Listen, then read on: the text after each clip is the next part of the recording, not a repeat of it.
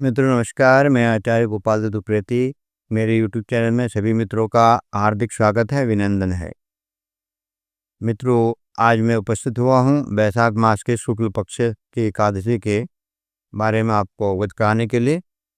कब एकादशी का व्रत होगा और किस दिन पारायण होगा और किस दिन एकादशी का व्रत होगा और एकादशी महात्म्य की कथा सुनाने के लिए। तो कथा शुरू करते हैं। और कथा शुरू करने से पहले आपको निवेदन है कि चैनल को सपोर्ट करें, लाइक करें, सब्सक्राइब करें, तो जिससे हमारा भी मनोबल बढ़ेगा और आप लोगों तक ज़्यादा से ज़्यादा जो है वीडियो पहुंचेगी, लोगों तक ज़्यादा से ज़्यादा हमारे सनातन की जानकारी प्राप्त होगी। तो यही हमारा प्रयास है। तो इसलिए हमने आपको जो ये चैनल इसमें बनाया है, शास्त्रोक्त जो हमारे विधान के हिसाब से है, शास्त्रों के अलावा हम इधर-उधर की बात करते नहीं हैं। तो शास्त्रों में जो निश्चित तिथियां होती हैं या कोई भी तीज त्योहार हैं या कोई और चीज़ भी हम आपको अवगत कराते हैं, तो शास्त्र निर्णय के हिसाब से। तो आप चैनल को सपोर्ट करें, लाइक करें, सब्सक्राइब करें।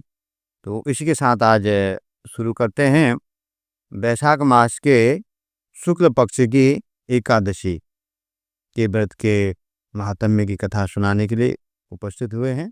तो शुरू करते हैं कथा।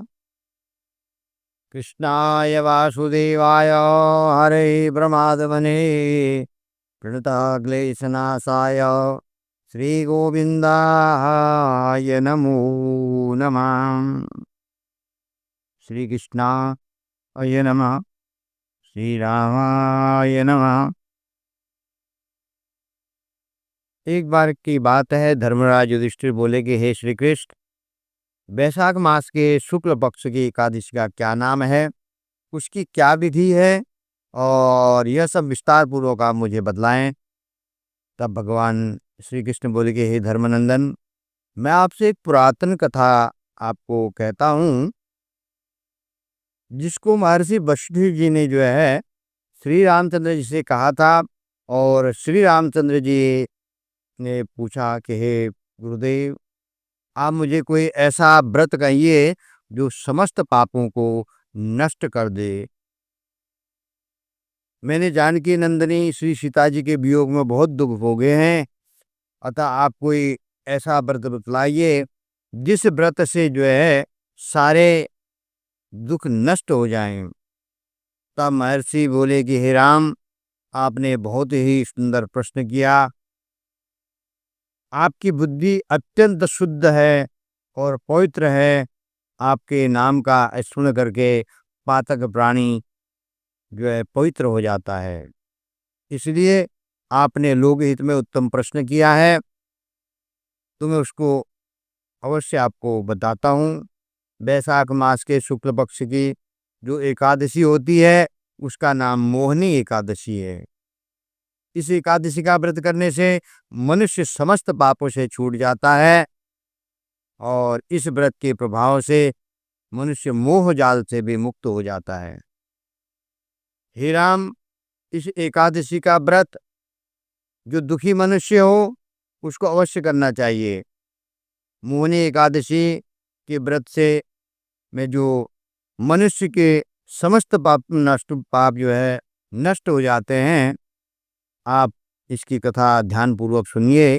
तो वशिष्ठ जी नारद जी से कहते हैं कि सुनिए, सरस्वती नदी के किनारे पर भद्रावती नाम की एक नगरी बसी हुई थी। वह सुंदर नगरी, उस सुंदर नगरी में सोमवंशी घृतमान नाम का एक राजा राज्य करता था।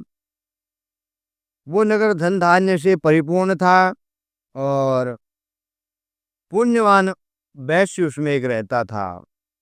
उसका नाम धनपाल था। वह अत्यंत धर्मात्मा और विष्णु भक्त था। उसके नगर में अनेकों भोजनालय, प्याऊ, कुएं, तालाब, धर्मशाला आदि बनवाए। उनके उसने सड़कों के किनारे आम के, जामुन के, नीम के अनेकों अनेक वृक्ष लगवाए। उस वैश्य के 5 पुत्र थे। उसका सबसे बड़ा पुत्र अत्यंत पापी था। वह वेश्याओं और गुंडों की संगति करता था। वह अपना समय ज़्यादातर जुआ खेलने में व्यतीत करता था। दूसरे की स्त्रियों के साथ में भोग विलास करता था। वो महानीच और देवता पितृ आदि को वो कभी मानता नहीं था। वो अपने पिता के धन को बुरे व्यसनों में खर्च करता था। वो मद्यपान मांस इत्यादि का भक्षण करता था। इस पर उसके पिता भाई और कुटुंबियों ने उसे घर से निकाल दिया। उसकी निंदा करने लगे। घर से निकलने के बाद वो अपने आभूषण और वस्त्रों को बेच करके जो धन था वो अपने गुंडों में और वेश्याओं में उसने खर्च कर लिया। अब वो जो है भूख प्यास से बेचैन होकर के चोरी करने लगा। दिन में तो पकड़ा जाने का डर के मारे वो रात को चोरी करता था। एक दिन वो पकड़ा गया, परंतु सिपाहियों ने जो है वैश्य पुत्र जान करके उसको छोड़ दिया। और वो फिर दूसरी बार पकड़ा गया तो राजा ने उसको कारागार में डलवा दिया और अनेकों अनेक उसको जो है प्रताड़नाएं दी। अब कारागार से जब उसने बहुत दुख पा लिए तो राजा ने उसको एक दिन छोड़ दिया और कहा कि तुम हमारे नगर को छोड़ करके चले जाओ। वो जा करके वन में रहने लगा और वन में जा करके वो जो है पशु पक्षियों को मारने लगा, बहेलिए का काम करने लगा। उनको मार करके वो खाता था। वैसे ही अपना जीवन यापन करने लगा। एक दिन वो भूखा प्यासा बेचैन होकर के जो है खाने की खोज में निकल पड़ा और कौटिन्य ऋषि के आश्रम में पहुंचा। उस समय बैसाख का महीना चल रहा था। कौटिन्य ऋषि जो है गंगा स्नान करके आ रहे थे। तो गंगा स्नान करके आ रहे थे तो उनके जो वस्त्र भीगे हुए थे, भीगे हुए वस्त्रों के कुछ छींटे उस पर पड़ गए उस पापी पे। तो उस उतने छींटे मात्र से ही उसको कुछ सद्बुद्धि प्राप्त हुई। तब वो ऋषि के चरणों में प्रणाम करके कहने लगा कि हे ऋषिवर, मैंने जीवन में अनेकों अनेक पाप किए हैं। मैं इस पाप से छूटने का कोई उपाय आप मुझे बताएं कि जो मैं इस पाप से छूट जाऊं। तब ऋषि ने बताया कि तू ध्यान से सुन।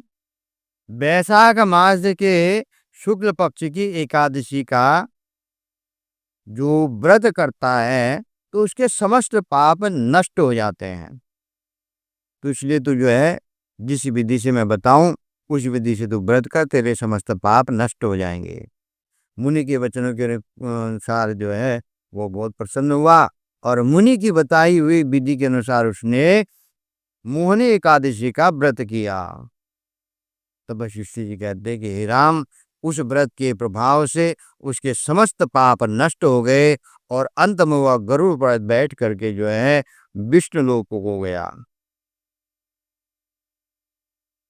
उसने कहा था कि मेरे पास में ऋषिवर कुछ भी ऐसा नहीं है कि न पैसा है न कुछ खाने के लिए, कोई मैं सिर्फ जो है कोई ऐसा उपाय बताओ जिससे मैं पापों से मुक्त हो जाऊं।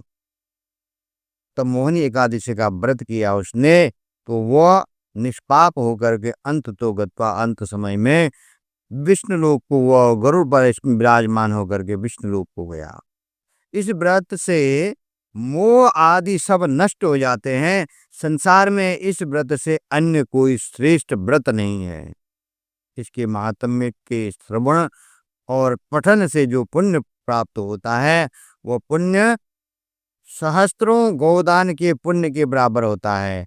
इसलिए मोहिनी एकादशी का व्रत 8 मई 2025 को पड़ेगा, वैशाख मास के शुक्ल पक्ष की मोहिनी एकादशी का।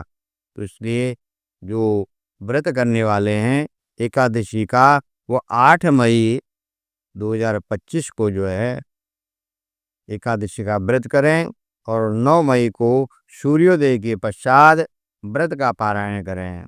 व्रत के पारायण में जिसने जो विधि अपना रखी हो उसी विधि से व्रत का पारायण करें और व्रत का पारायण सूर्योदय से 8 साढ़े 8 बजे के अंदर अंदर हो जाना चाहिए। तो यह आपको मोहिनी एकादशी के व्रत की आपको कथा मैंने आपको बताई, और आपने जो व्रत करते हैं तो कथा हमारे चैनल के माध्यम से श्रवण करें। दक्षिणा स्वरूप में जो है चैनल को लाइक सब्सक्राइब करें। सबको मोहिनी एकादशी की बहुत बहुत शुभकामनाएं। जय जय सिया राम।